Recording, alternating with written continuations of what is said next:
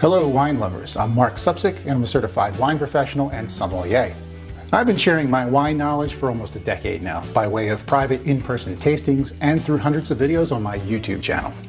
So once again, the holidays are upon us, which means lots of social gatherings, plenty of gift giving, and a dramatic change in the foods that we see on the table. And these are all good reasons to have plenty of great wine on hand. Whether you're a savvy collector of wine or just a casual drinker, knowing how to select the right wine for the occasion can be pretty daunting. So on behalf of Wine Guardian, I want to share a couple of my favorites with you and tell you why I think they work so well for this time of year. There's no better way to get the party started than with a sparkling wine.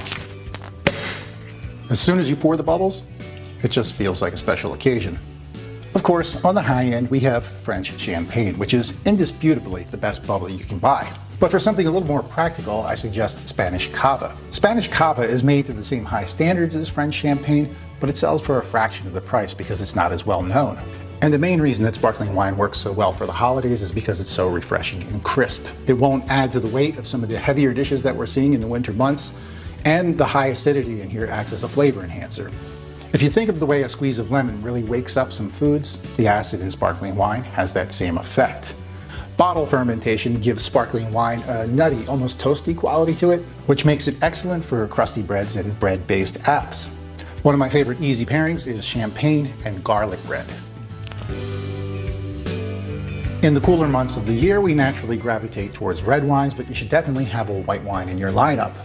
The secret is to go for something more full-bodied and aromatic, something that can stand up to hearty dishes. I recommend something with no oak, like a French Viognier, or a Pinot Gris from the west coast of the United States. These smooth white wines are full of tropical fruit flavors, herbal notes, and are perfect with pork, poultry, greens, and vegetables. A real ringer for Thanksgiving meals. If ever there were a wine made for the holidays, it would be Pinot Noir. To me, this just tastes like autumn in a glass. Pinot Noir is always tart and refreshing. It's intense with these red fruit flavors like raspberry, strawberry, and cranberry. And with an older vintage like this French Burgundy, Pinot starts to get these earthy notes of spice, wood, and even mushroom.